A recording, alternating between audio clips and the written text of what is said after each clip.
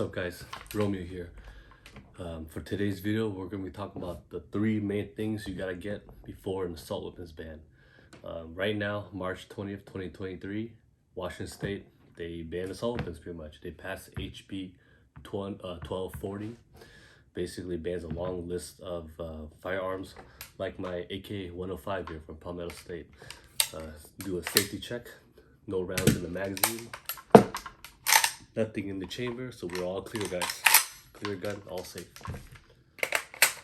I'm loving the East German mag right here, it's awesome. So anyways guys, yeah, main thing is three things you gotta get before assault weapons ban. Now, let's go back a little bit, okay? When it comes to assault weapons ban, this kind of stuff, it can happen to anybody, anywhere in the US, any state. You always guys, everybody's at risk, you know? I lived in Washington State all my life, and I knew that this day would come eventually. All right, ever since 2011, when I first got into firearms, when I first got my Mosin gun, my very first one in Washington State, the Democratic Party here, they've already introduced some form of assault weapons ban every single year. They introduced one in the House and one in the Senate, in our legislative, okay? And it's always gonna be incremental.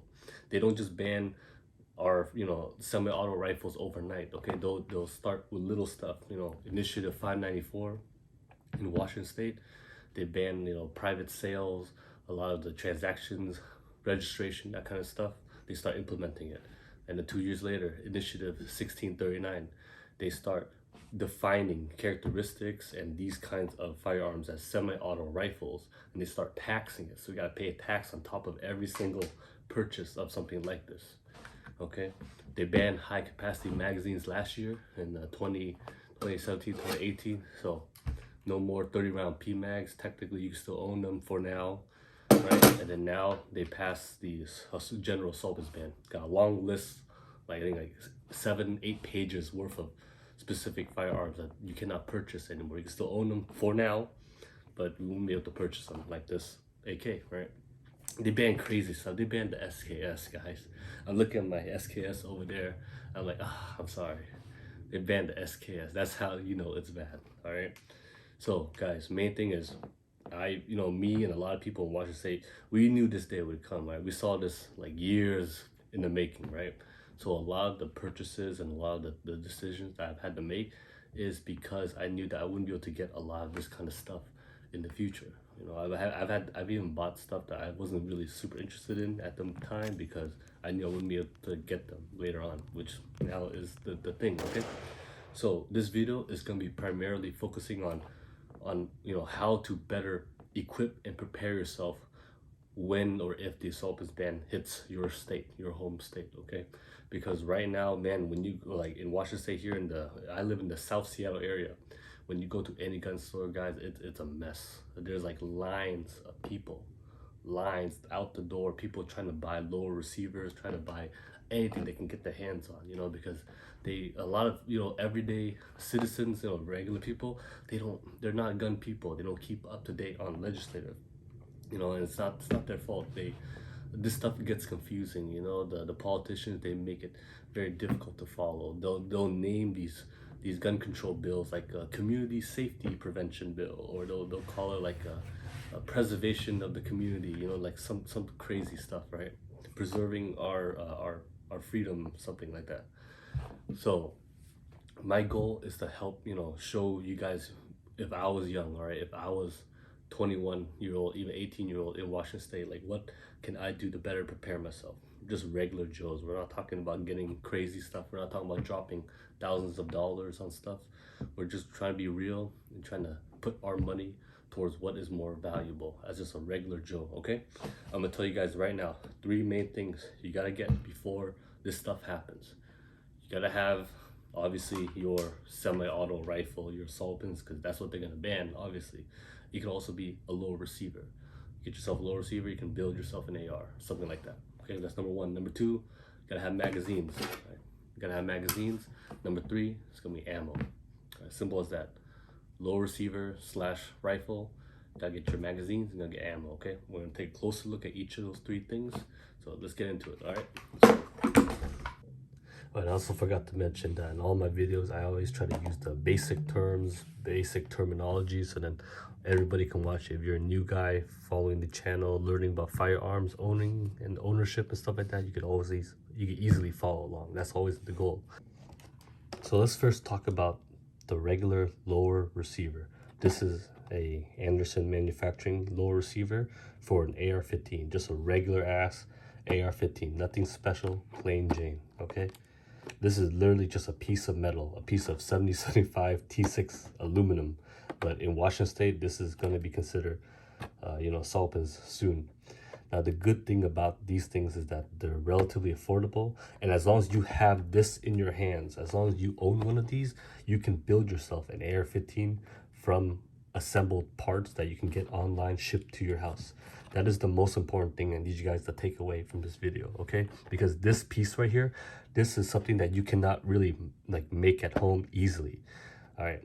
Now, let me preface. I know that a lot of you guys out there might be, especially gun guys, you know that they make things like this that are called 80% lowers, where they don't have all the holes cut in them. It's just kind of like a block of metal, and then you have to drill the holes and complete the cuts yourself, okay? Yes, you can do that at home, and then you can build your AR-15, so therefore nothing goes to the gun store, no 4473 is filled out. Hey, I fully support that. That's awesome. If you guys can do it, do it. But for the regular Joe, that's just not a feasible thing. I can't hand an 80% lower a piece of aluminum to a regular Joe and have him source the tools to be able to cut and mill out the pieces, the holes and stuff like that, and be able to assemble his AR-15 or her AR-15.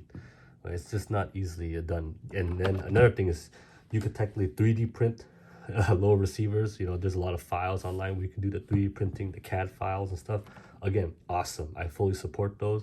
A lot of the new designs are really, really cool. They're really durable. But again, average Joe guys, we don't have access to a 3D printer. We don't have friends who have 3D printers that can build these things whenever we can. Okay, so getting yourself the low receiver, which is the limiting part of the AR-15. As long as you have one of these in your hand, you can go on Aero Precision or Palmetto State Armory, get yourself an AR-15 kit and assemble everything and around this low receiver, and boom, you got yourself an AR. Okay, now let's take a look at this. Okay, Smith & Wesson M&P 15 Sport 2, no magazine, obviously. This thing in the chamber, so we're all clear. Now, do you guys see the low receiver right here? Yeah, remember, cut this in half right down there. Got the serial number here. I don't care, showing off the serial number. All right, boom.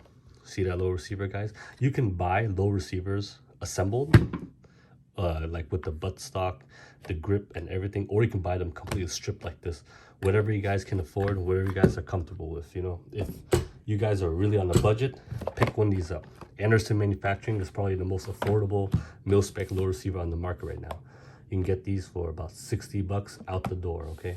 I got these for I think 62 or something. Hang on. Okay, never mind. They got no price on it, but usually 62 bucks.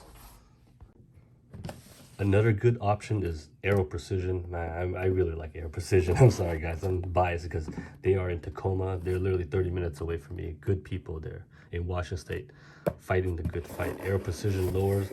I have a bunch of these. I really like them. Overall, I think the machining and the finish, the quality is a little bit better. But in the end of the day, they're still both just lower receivers. That's all they are. These ones are usually about 72, 75 bucks or something like that. So you can get these. I really like Aero Precision. Guys, you can't go wrong, okay? If you're on a budget, money is tight, which a lot of us are, get yourself one of these, or maybe even 2 of them, and you can be good to go. Again, low receiver, you go into the gun store, you should be able to pick this up and walk out same day, just do the paperwork, pay the tax, whatever you got, and boom, you got yourself the main serialized component that you can build your AR-15 around. So important, guys. Very important. Okay, so next on this is going to be magazines. Right? These are some rifle magazines, just for example. Again, magazines are extremely important because if you don't got magazines, you can't really run your your carbines or pistols, right? You gotta have magazines. The magazines are extremely important because this is something kind of like the low receiver, is that you cannot really make one of these. Again, 3D printing people, there's files out there where people have somewhat successfully made polymer magazines from 3D printing. Again, that's cool, that's awesome. I fully support it. Go for it if you can, but this is not a feasible and realistic thing for average Joes, okay? Guys, PMag, 30 round, you can pick these up for about $7 to $9 depending. Awesome. This is just the gold standard. Remember, if you run AKs, you run some other type of carbine, you gotta get magazines for that. This is a original Izzy Bakelite AK-47 magazine. Awesome. Hard to find these, right? So you gotta make sure you have, you know, one or two of them if you really like shooting your AKs. This is a Plum Tula AK-74 magazine. So again, these are things that you can't just make these in your garage. You gotta have, you know, a good supply. I'm not saying you gotta have 100 of them, but you gotta have some, because you can't really source these. And if you damage or break them or lose them, it's not easy to be able to get these once they pass, you know, a magazine ban or assault weapons ban in your state. It's also important to remember this applies to pistol magazines too. You know, here's just an OEM Glock 15 round magazine for a Glock 19. You don't want to be that guy, you know, going around with just a 10 round magazine. Obviously, you want as much opportunities as you can, right? 15 round magazine, one in the chamber. Give yourself more opportunities, give yourself more chances to be able to make that shot, protect your family, protect your property. Glock magazines. If you guys got other pistols, you know, like there's something down the road that you want to get, but maybe funds are tight right now. This is a Beretta M9A4 magazine. SIG, concealed carry, right? This is a SIG 365 XL 13 round magazine. So again, pistol mags. MP5, I got some MP5 mags out there. This is a Uzi mag. So magazines are definitely important. These are things, again, they technically are disposable. They will wear out. They'll sometimes break over time, although not really, but as long as you take good care of them, you inspect them, they should last a long time. Magazines, super important. And the last thing I want to talk about real quick is just going to be ammo, all right? This is just PMC 223 bronze. So just regular AR-15 ammo made in South Korea. A lot of these in the US right now because they import it. Shoots well, you know, nothing special. I already shot some of it through some of my other like Galils and stuff that I got recently. But the main thing about ammo is that you don't have ammo, you can't shoot your carbines, obviously, right, guys? But more importantly is that ammo, the way I've always looked at it is it's almost like gas. The prices fluctuate depending on the situation. Man, guys, going back like 2017, before COVID, we had it so good. We had it so freaking good, man. A lot of you guys who are shooting, who have been in this community know, guys, this stuff right here, it was literally, man, 25 cents a shot. It was awesome. When I say 25 cents a shot, I mean one whole box of this, which is 1,000 rounds, was about $250 to $300 every day of the week. You could always, there was so much of this, and it was affordable. They couldn't get rid of them. All right, people were buying it, but they couldn't get rid of them. COVID hits, these things become unobtainium. You couldn't find any, and if you could find them, they were like $1 a shot, even $2 a shot. I saw some gun stores selling a box of this for 20 bucks, which is crazy, right? So think about it this way. Literally, this box before COVID was about $300. Boom, COVID hits, it's literally like $1,000, $800. If you can find some, if somebody was gonna sell it, it was a bad time. You don't want to be stuck in that situation where stuff is expensive and you can't get your hands on it and you don't have ammo on hand. You don't have to have a lot.